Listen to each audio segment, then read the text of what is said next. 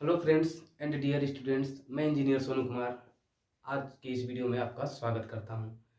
आज की इस वीडियो में हम लोग डिस्कस करने वाले हैं continuous charge distribution and electric field due to uniformly charged straight wire.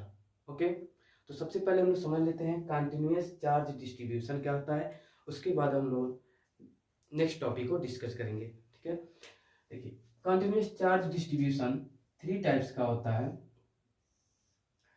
इनको थ्री टाइप्स में डिवाइड किया गया है। फर्स्ट है linear charge density, linear charge density. Second है सरफेस चार्ज डेंसिटी,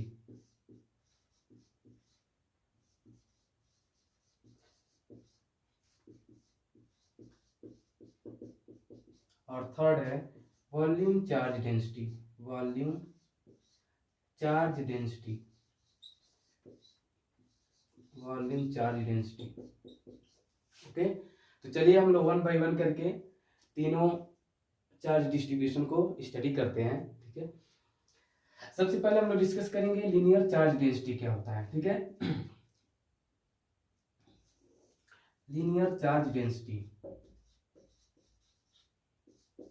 इसको हम लोग पहले डिस्कस कर देंगे, उसके बाद हम लोग बाकी दो चीज। लीनियर चार्ज डेंसिटी, ठीक है। ओके, मान लीजिए एक स्ट्रेट वायर है, स्ट्रेट वायर है, और इस वायर पर क्यू चार्ज को यूनिफॉर्म रूप से डिस्ट्रीब्यूट कर दिया गया है, यूनिफॉर्मली डिस्ट्रीब्यूटेड है। इस वायर का लेंथ कैपिटल एल है, इस वायर का लेंथ कैपिटल एल है, और इस वायर पर क्यू चार्ज यूनिफॉर्म रूप से डिस्ट्रीब्यूट कर दिया गया है। ठीक है, तो इस वायर के यूनिट लेंथ में कितना चार्ज होगा, उसी चार्ज को हम लोग लीनियर चार्ज डेंसिटी कहेंगे। ठीक है, तो टोटल लेंथ कितना है एल, और टोटल चार्ज कितना डिस्ट्रीब्यूटेड है कैपिटल क्यू, तो यूनिट लेंथ में चार्ज कितना होगा,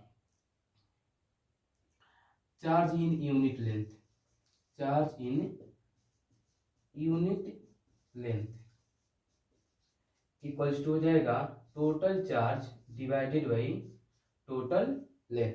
ठीक है, अब देखिए यहां से अगर हम लोग ध्यान दीजिएगा, लीनियर चार्ज डेंसिटी को हम लोग लैम्डा से रिप्रेजेंट करते हैं। ठीक है, और इसका वैल्यू कितना हो जाएगा Q बाई एल। लैम्डा एक स्केलर क्वांटिटी है, लीनियर चार्ज डेंसिटी एक स्केलर क्वांटिटी है, और इस फार्मूले से इसका एसआई यूनिट होगा, लीनियर चार्ज डेंसिटी का एसआई यूनिट हो जाएगा कूलाम पर मीटर। ओके, ये हो गया लीनियर चार्ज डेंसिटी। ठीक है, नेक्स्ट है surface charge density, surface charge density. ठीक है, मान लीजिए एक मेटल शीट है, या सॉरी एक प्लेन शीट है, और इस प्लेन शीट का एरिया कितना है कैपिटल है, और इस शीट पर हम लोग क्यू चार्ज को इसके पूरे एरिया में यूनिफॉर्मली डिस्ट्रीब्यूट कर दिए हैं।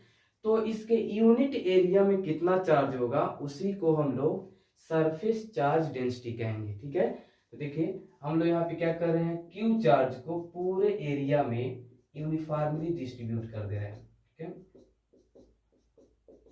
तो यूनिट लेंथ में जितना यूनिट सरफेस एरिया में जितना चार्ज होगा वही चार्ज सरफेस चार्ज डेंसिटी कहलाएगा। ठीक है, हम लिख सकते हैं चार्ज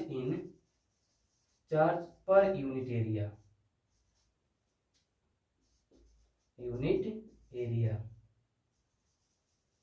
इक्वल्स टू हो जाएगा total charge divided by total area. इसको हम लोग चार्ज पर यूनिट एरिया को हम लोग सिग्मा से रिप्रेजेंट करते हैं, और इसको बोलते हैं surface charge density. Sigma equals to हो जाएगा Q बाई ए। ठीक है, अगर हम लोग बात करें इसकी यूनिट की, सर ये भी एक स्केलर क्वांटिटी होगा,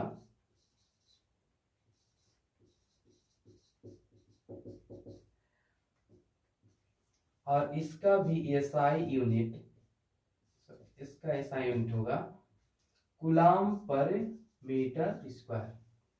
ओके, तो कंटिन्यूअस चार्ज डिस्ट्रीब्यूशन 3 टाइप्स का होता है। एक होता है लीनियर चार्ज डेंसिटी, सेकेंड है सरफेस चार्ज डेंसिटी, और थर्ड है वॉल्यूम चार्ज डेंसिटी, जिसमें से हम लोग लीनियर चार्ज डेंसिटी को डिस्कस कर लिए हैं, सरफेस चार्ज डेंसिटी को डिस्कस कर लिए हैं। अब हम लोग लास्ट डिस्कस करेंगे volume charge density. Video pause करके आप नोट्स बना सकते हैं।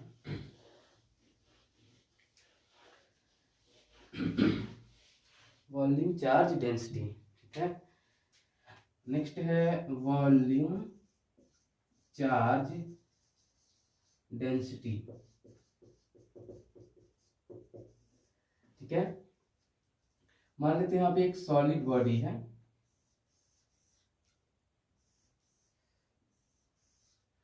एक सॉलिड बॉडी है जिसका वॉल्यूम कितना है, टोटल वॉल्यूम v है, और इसके टोटल वॉल्यूम में हम लोग क्यू चार्ज को यूनिफॉर्मली डिस्ट्रीब्यूट कर दिए हैं।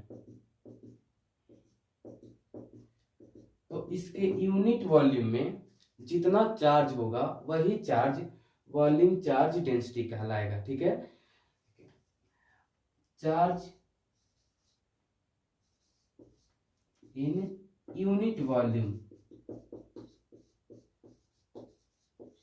तो टोटल चार्ज कितना है Q और टोटल वॉल्यूम कितना है V, तो पर यूनिट वॉल्यूम में चार्ज कितना हो जाएगा Q/V, ठीक है। ध्यान दीजिए, चार्ज पर यूनिट वॉल्यूम को ही हम लोग वॉल्यूम चार्ज डेंसिटी कहते हैं, और इसको हम लोग रिप्रेजेंट करते हैं रो से, यानी कि रो इक्वल्स टू हो जाएगा Q/V। अगर हम बात करें तो A भी स्केलर क्वांटिटी है,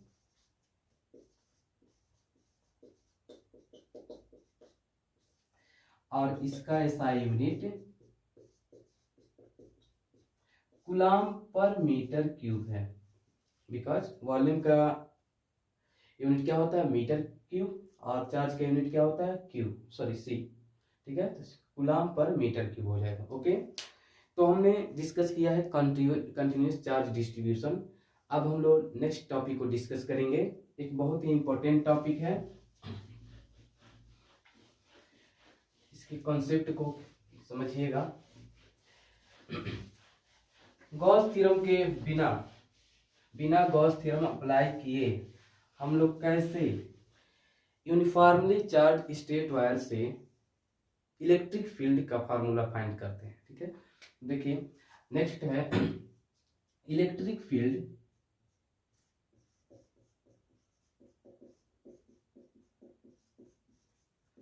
ड्यू टू यूनिफॉर्मली चार्ज्ड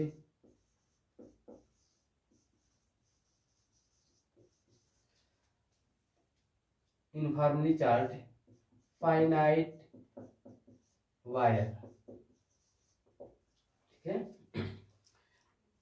एक वायर है जिसपे कुछ चार्ज यूनिफॉर्मली डिस्ट्रीब्यूटेड हैं, उस वायर के कारण r डिस्टेंस पर इलेक्ट्रिक फील्ड कितना होगा उसको हम लोग कैलकुलेट करेंगे। तो देखिए यहाँ पर हम लोग एक वायर कंसीडर करते हैं, स्ट्रेट वायर। इसका लेंथ हम लोग मान लेते हैं L है, स्मॉल l, ओके। और इसका surface charge density, linear charge density कितना है लैम्डा। लैम्डा क्या है, लीनियर चार्ज डेंसिटी, जो अभी हम लोग डिस्कस किए हैं, चार्ज पर यूनिट लेंथ, ठीक है। इस पर हम लोग प्लस पॉजिटिव चार्ज यूनिफॉर्म रूप से डिस्ट्रीब्यूट करते हैं। अब इस वायर से r डिस्टेंस पर एक पॉइंट P है जहां पर हम लोगों को इलेक्ट्रिक फील्ड का वैल्यू फाइंड करना है, ठीक है। तो प्रीवियस क्लास में हमने डिस्कस किया था electric field due to a point charge, क्योंकि यहाँ पर चार्ज पॉइंट चार्ज नहीं है, तो हम लोग कैसे पॉइंट P पर इलेक्ट्रिक फील्ड फाइंड करेंगे। ठीक है, तो देखिए, क्योंकि यहाँ पे हम देख रहे हैं कि एक पूरे लेंथ में चार्ज डिस्ट्रीब्यूटेड है, तो हम लोग क्या करते हैं, इस चार्ज को, इसके टोटल लेंथ को स्मॉल लेंथ में कन्वर्ट करते हैं, छोटे छोटे एलिमेंट में कन्वर्ट करके, और सभी एलिमेंट के कारण यहाँ पर पॉइंट P पर हम लोग इलेक्ट्रिक फील्ड फाइंड करेंगे और उसके बाद उनका वेक्टर सम निकालेंगे। ठीक है, तो क्या करते हैं हम लोग, यहाँ पर इस वायर से, सॉरी मान लीजिए पॉइंट O है, पॉइंट O से x डिस्टेंस ऊपर एक हम लोग स्मॉल लेंथ लेते हैं, इस वायर का स्मॉल लेंथ लेते हैं, पॉइंट O से x डिस्टेंस ऊपर, और इसका लेंथ हम लोग मान लेते हैं स्मॉल एलिमेंट का dx। अब देखिए ये जो dx लेंथ है पॉइंट P पर d थीटा एंगल सबटेंड कर रहा है, d थीटा। ठीक है, और OP से यह एलिमेंट कितना एंगल बना रहा है, थीटा। ओके, सॉरी,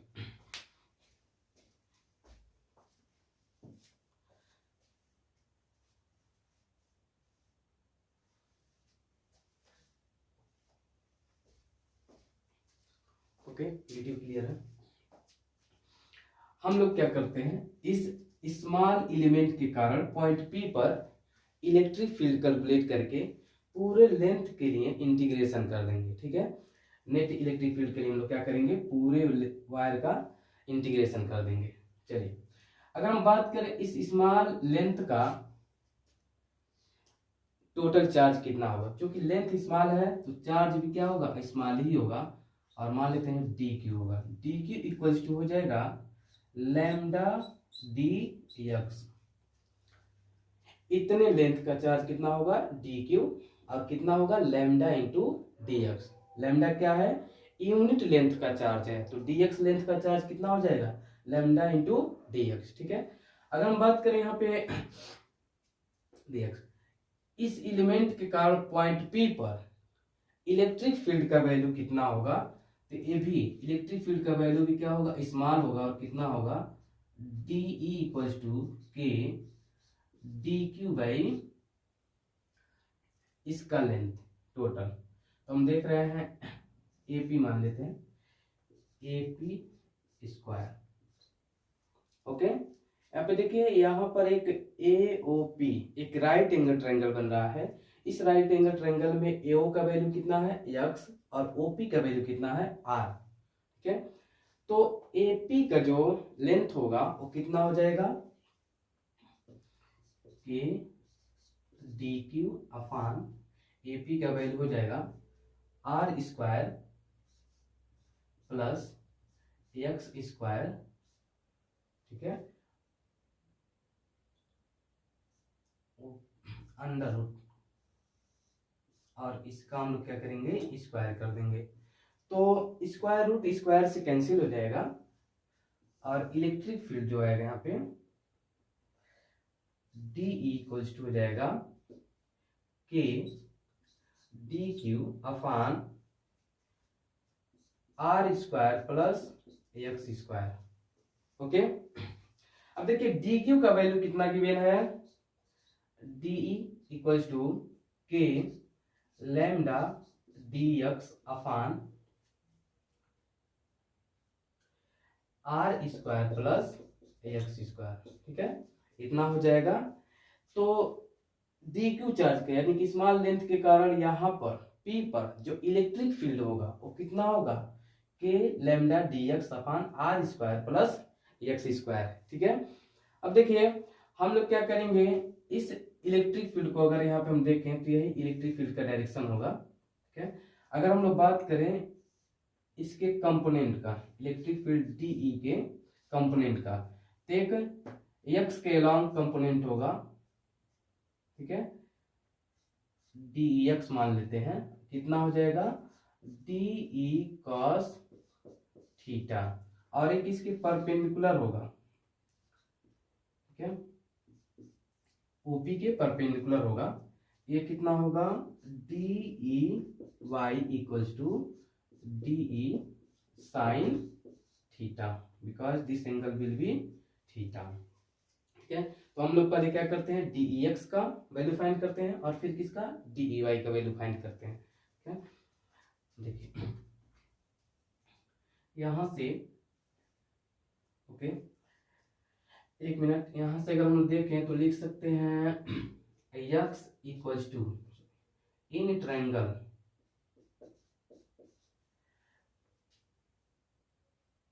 OAP,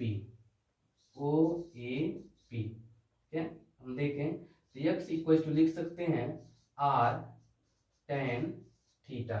दोनों साइड का अगर हम लोग डिफरेंशिएशन करें, दोनों साइड का अगर हम लोग डिफरेंशिएशन करें तो हो जाएगा dx इक्वल्स टू हो जाएगा r sec square theta d theta. ठीक है, dx इक्वल्स टू हो जाएगा r sec square theta d theta. ठीक है, अब देखिए जो DEX x वाला कंपोनेंट होगा कितना होगा, DE cos थीटा। वैल्यू रखिए, DE का वैल्यू कितना है, k lambda dx upon r square plus x square. ठीक है, k lambda dx upon r square plus x square, और यहाँ से हो जाएगा cos थीटा।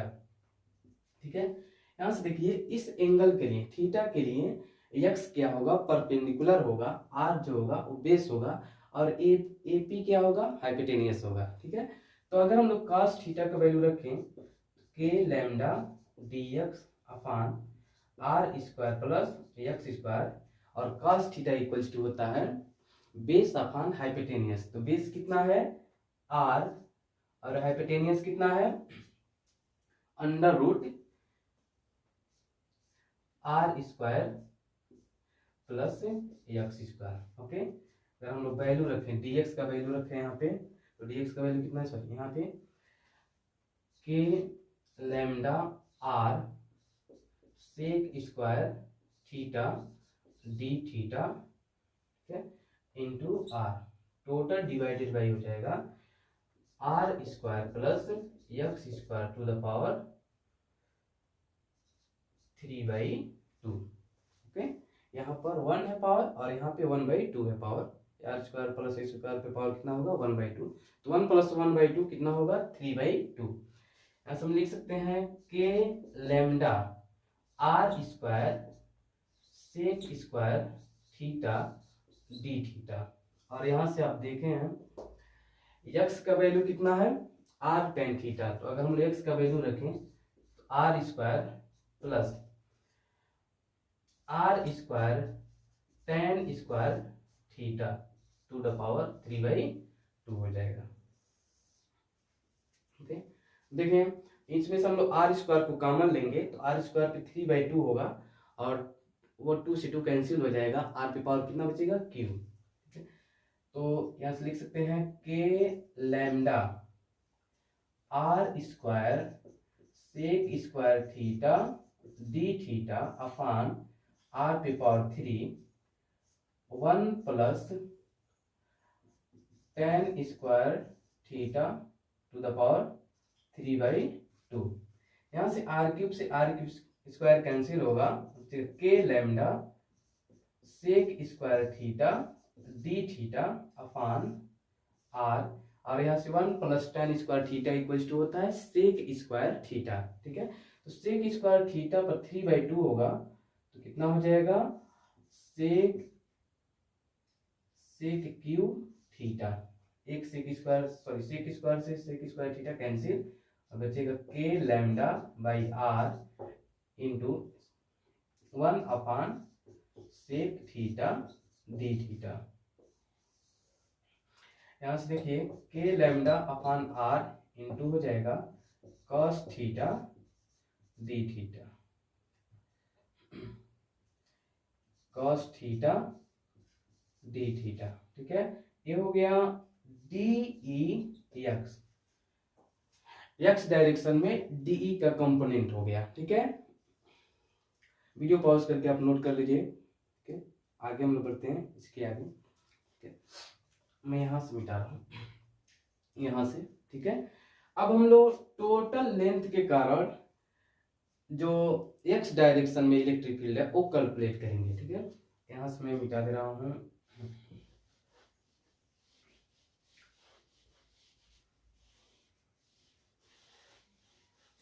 ओके, तो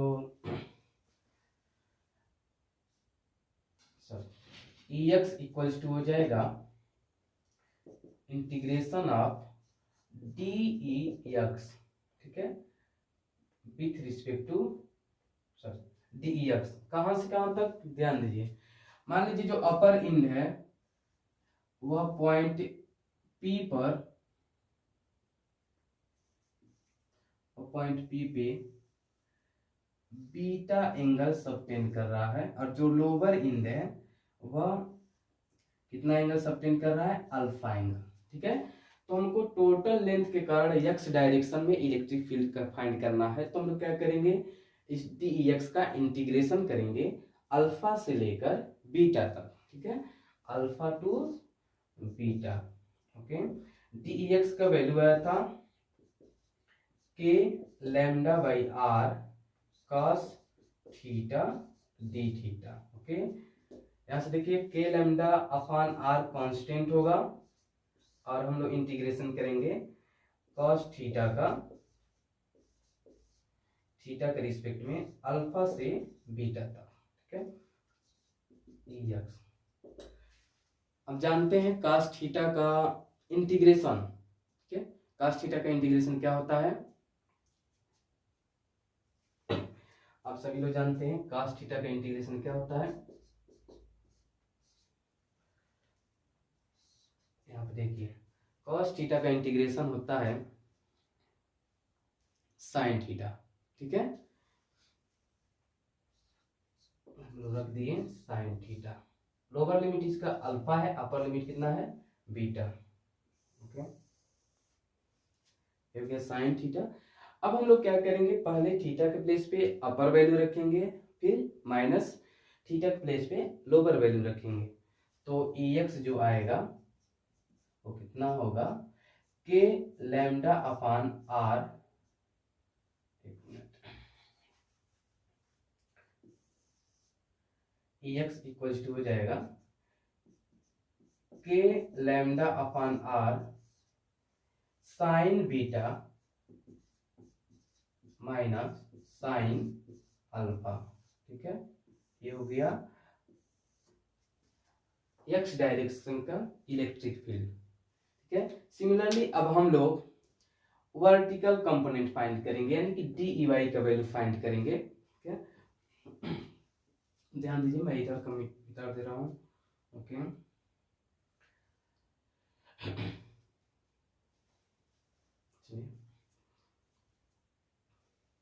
यहां से हम लोग अगर बात करें डी ई वाई का, तो कितना आया था, D E sine theta.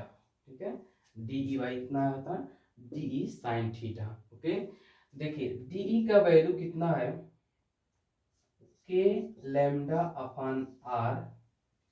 D E का वैल्यू कितना है, के lambda D X upon R square plus X square into sine theta.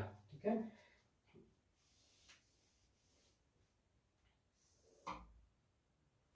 Into sine theta.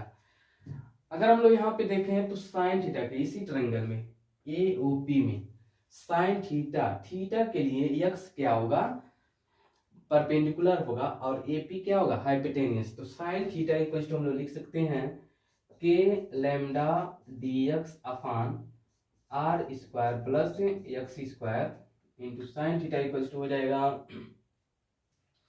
X upon under root R square plus X square. ठीक है, okay, तो के lambda D X into X equal to कितना है यहाँ पे, R tan theta, R tan theta upon हो जाएगा R square plus X square to the power 3/2, R square plus X square power 1/2, और यहाँ पे R square plus X square पे पावर 1। दोनों को ऐड करेंगे तो पावर 3/2 हो जाएगा। R square plus X square पे पावर कितना हो जाएगा 3/2। इधर हम आइए, इधर का डाटा हम लोग डिलीट कर दे रहे हैं यहाँ तक। Okay,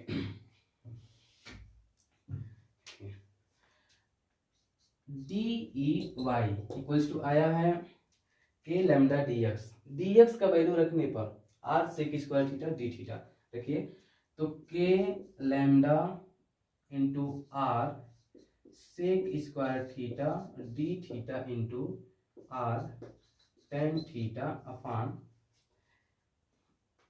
are square plus are square tan square theta. यहाँ पे हमने एक्स का वैल्यू रख दिया, एक्स का वैल्यू कितना आया था आर टेन थीटा, तो एक्स स्क्वायर कितना हो जाएगा R square tan square theta. इस पे पावर कितना 3/2। इसमें देखिए आर इंटू आर स्क्वायर हो जाएगा, ठीक है, और यहाँ से sec square theta into tan theta D theta upon, इसमें से अगर हम आर स्क्वायर कॉमन लें तो आर स्क्वायर पे पावर 3/2 हो जाएगा, 2 से 1/2 कैंसिल हो जाएगा, और आर पे पावर कितना बचेगा 3 in bracket 1 plus tan square theta to the power 3/2। R cube से आर स्क्वायर कैंसिल होगा और बचेगा कितना, यहाँ पे हम डाल दे रहे हैं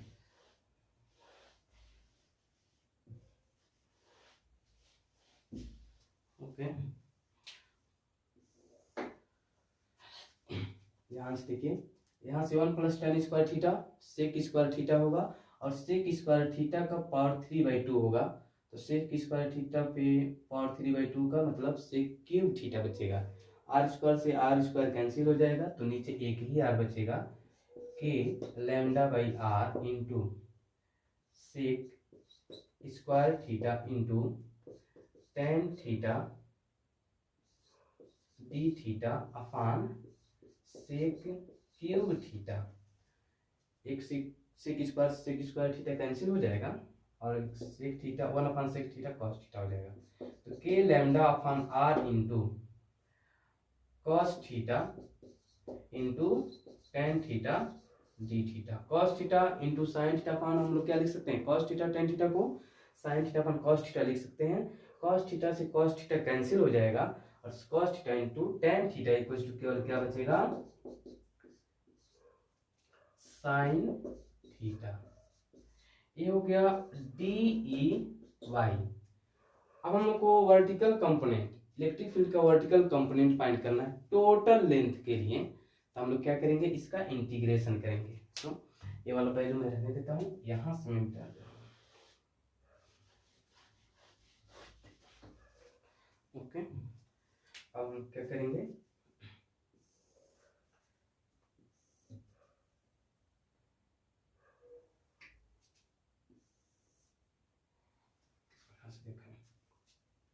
यहाँ से देखें तो ई वाई इक्वल्स टू हो जाएगा इंटीग्रेशन डी ई वाई, कहाँ से कहाँ तक अल्फा से लेकर बीटा तक, ठीक है। यहाँ पे वैल्यू रखते हैं, ई वाई इक्वल्स टू हो जाएगा के lambda upon R sine theta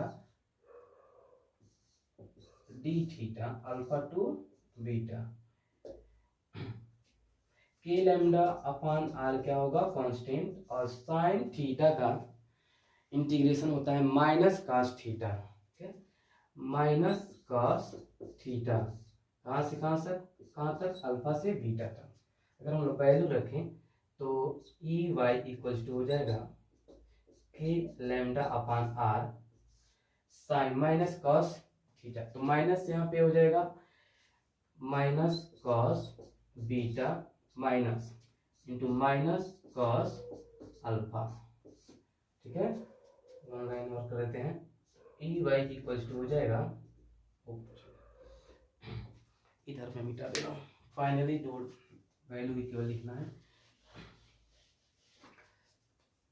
हो जाएगा ई Y equals to 1 K lambda upon R cos alpha minus cos beta. ठीक है, ओके। तो यहाँ पे देखिए तो मिटा देना है, इतना डेरिवेशन हमने केवल ये किया है EX और EY फाइंड करने के लिए। ठीक है, इस डायग्राम के लिए अब एक नया डायग्राम बनाते हैं। यहाँ पर EX कितना आया है, दोनों वैल्यू जगह देते हैं। EX इक्वल टू आया है K lambda upon R in bracket sign beta minus sine alpha, और EY कितना आया है K लैम्डा अपन R cos alpha minus cos beta.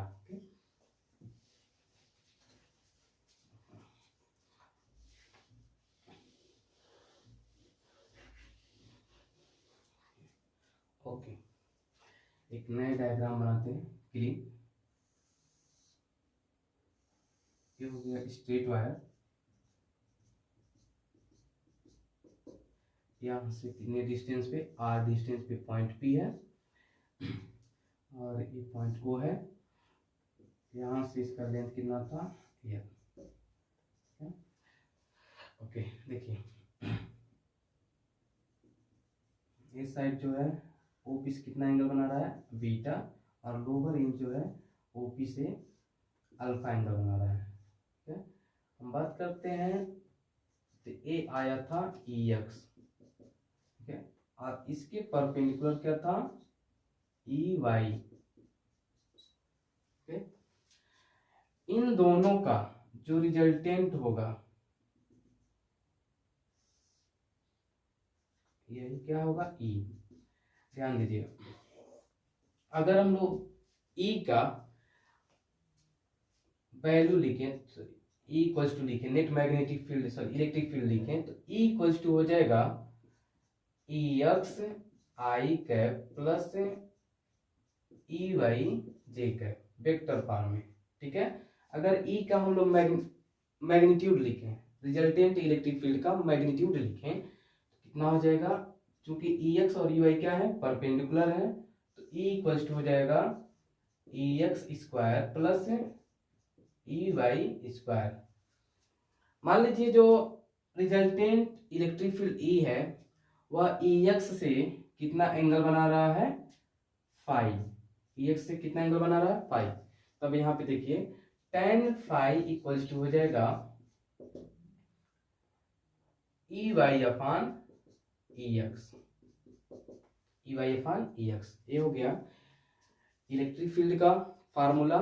ठीक है, जहाँ EX का वैल्यू कितना है K लैम्डा अपान R sign beta minus sine alpha, और EY कितना है K लैम्डा अपान R cos alpha minus cos beta. Okay, अब हम लोग कुछ स्पेशल कंडीशंस को स्टडी करेंगे, ठीक है, तो यहाँ पे मैं इसको मिटा दे रहा हूँ, स्पेशल कंडीशंस को स्टडी करेंगे। ये वैल्यू रहेगा, इसको भी मैं मिटा दे रहा हूँ।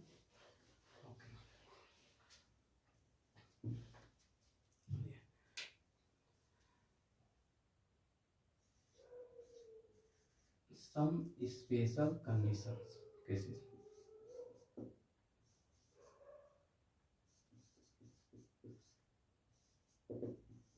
Some special cases. ठीक है, यहाँ पे देखिए फर्स्ट देखिए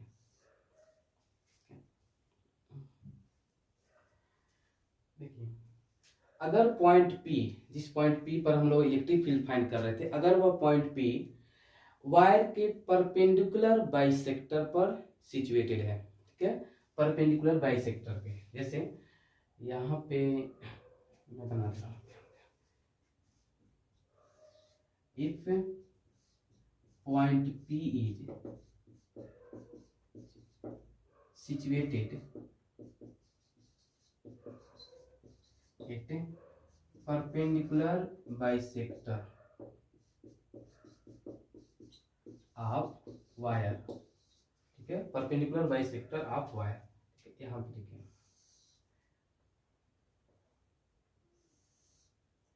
ये हो गया वायर, ठीक है, और यहाँ से हो गया पॉइंट P। ठीक है, तो अपर एंड भी और लोअर एंड दोनों सेम एंगल बनाएंगे। ठीक ए भी अल्फा होगा और लोअर रेंज भी क्या होगा, अल्फा ही होगा। ठीक है, तो हम लोग मान सकते हैं alpha equals to beta, alpha equals to क्या होगा, बीटा। अब देखिए जो एक्स वाला कंपोनेंट होगा वो कितना होगा, ई एक्स। ध्यान दीजिए ओपी से इस परपेंडिकुलर बाइसेक्टर यानी कि ओपी जो है इससे जो लोअर एंगल है उसको हम लोग निगेटिव मानेंगे साइन कन्वेंशन के अकॉर्डिंग। ठीक है, ओपी से जो नीचे एंगल बन रहा है उसे निगेटिव मानेंगे और ओपी से जो ऊपर एंगल बन रहा है उसे हम लोग क्या मानेंगे, पॉजिटिव मानेंगे। ओके,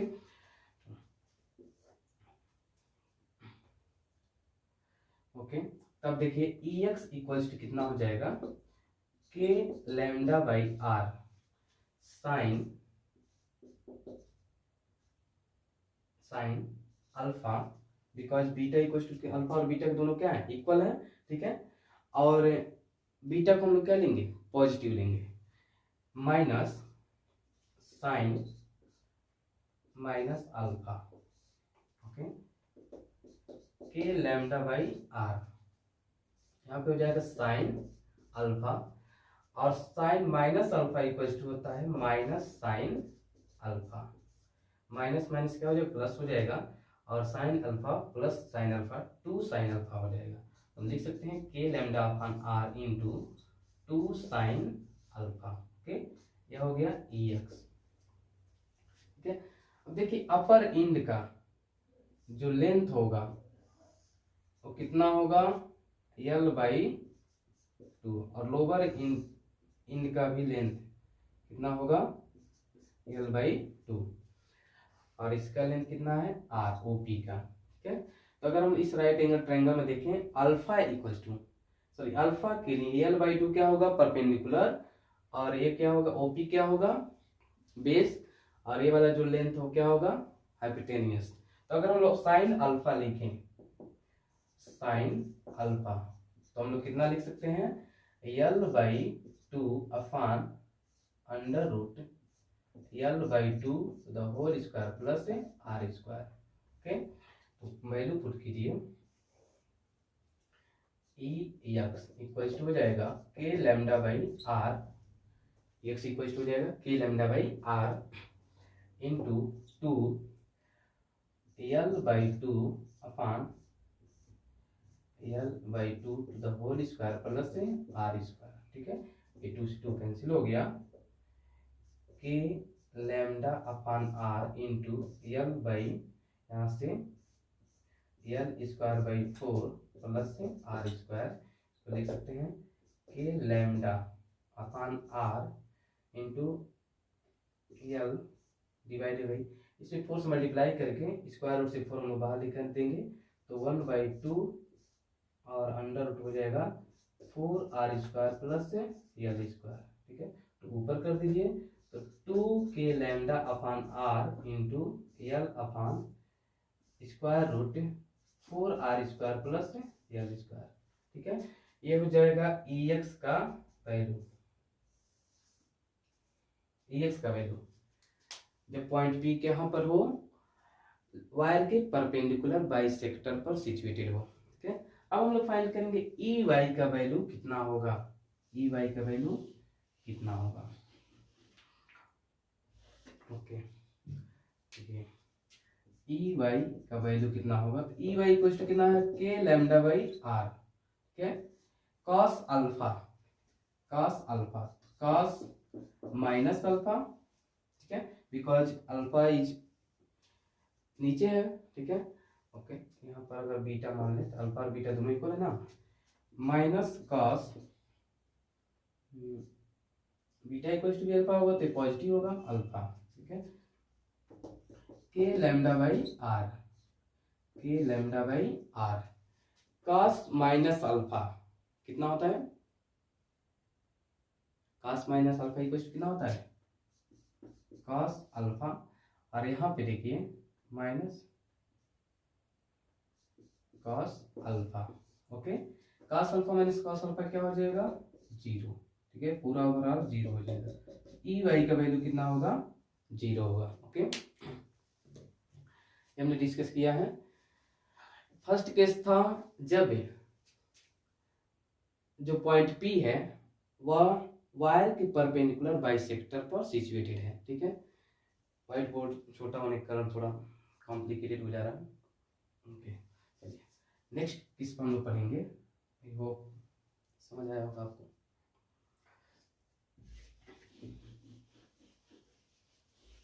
नेक्स्ट केस हम लोग पढ़ेंगे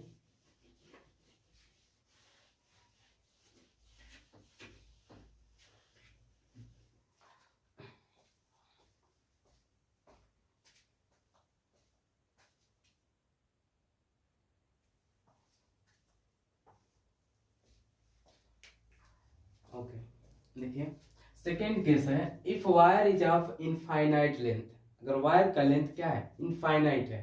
ठीक है, इस कंडीशन में अल्फा का वैल्यू भी क्या होगा, 90 डिग्री होगा। ठीक है, -90 डिग्री, और बीटा का वैल्यू भी कितना होगा, 90 डिग्री होगा। लेकिन अल्फा का वैल्यू माइनस में होगा और बीटा का वैल्यू किस में होगा, प्लस में होगा। ठीक है, ओरिजेंटल कंपोनेंट एक्स वाला जो कंपोनेंट है वो कितना होता है, x equals to k lambda upon r into sine beta minus sine alpha होता है। ठीक है, और वर्टिकल कंपोनेंट कितना होता है, यानी कि ई वाई का वैल्यू कितना होता है, के lambda upon r into cos alpha minus cos beta होगा। ठीक है, यहाँ पर हम क्या करेंगे, अल्फा और बीटा का साइन के साथ वैल्यू रखेंगे। तो putting the value of alpha and beta, okay, E x equals to हो जाएगा के lambda upon are sine 90 degree minus sine minus 90 degree. अब जानते हैं साइन माइनस थीटा इक्वल होता है माइनस साइन थीटा, हम लिख सकते हैं के lambda upon are sine 90 degree का वैल्यू कितना होगा, 1 minus minus sine 90 degree, minus minus plus हो जाएगा और साइन 90 डिग्री का वैल्यू 1 रखने पर 1 प्लस 1। ठीक है, यहाँ से हो जाएगा 2 k lambda by r, E x equal हो जाएगा again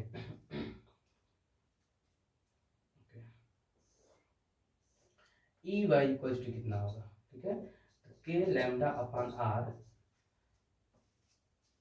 cos 90 degree, cos minus 90 degree minus cos 90 degree. ठीक है, अब जानते हैं कॉस 90 डिग्री का वैल्यू कितना होता है, 0। ठीक है, कॉस 90 डिग्री का वैल्यू कितना होता है, 0।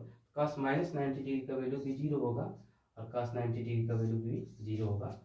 ई वाई का वैल्यू कितना हो जाएगा, 0। ठीक है, अगर वायर इनफाइनाइट लेंथ का है तो वर्टिकल कंपोनेंट 0 हो जाएगा और नेट मैग्नेटिक फील्ड केवल हॉरिजॉन्टल डायरेक्शन में होगा, यानी कि यहाँ पर जो इलेक्ट्रिक फील्ड होगा, नेट इलेक्ट्रिक फील्ड, वो इस डायरेक्शन में होगा। ठीक है, और यहाँ से E इक्वल्स टू जो होगा वो किसके इक्वल होगा, नेट इलेक्ट्रिक फील्ड जो E होगा वह EX के इक्वल होगा, यानी कि E इक्वल्स टू हम लिख सकते हैं 2k lambda upon are. Okay, तो ये हो गया आज से इस वीडियो में, बहुत लंबा वीडियो बन गया। आज की इस वीडियो में हमने केवल यही सीखा है कि इनफाइनाइट लेंथ के wire electric field due to uniformly charge straight wire. Okay, उम्मीद करता हूँ आपको ये वीडियो पसंद आया होगा, आपको ये कंसेप्ट भी क्लियर हो गया होगा। ओके, थैंक्स फॉर वॉचिंग, धन्यवाद।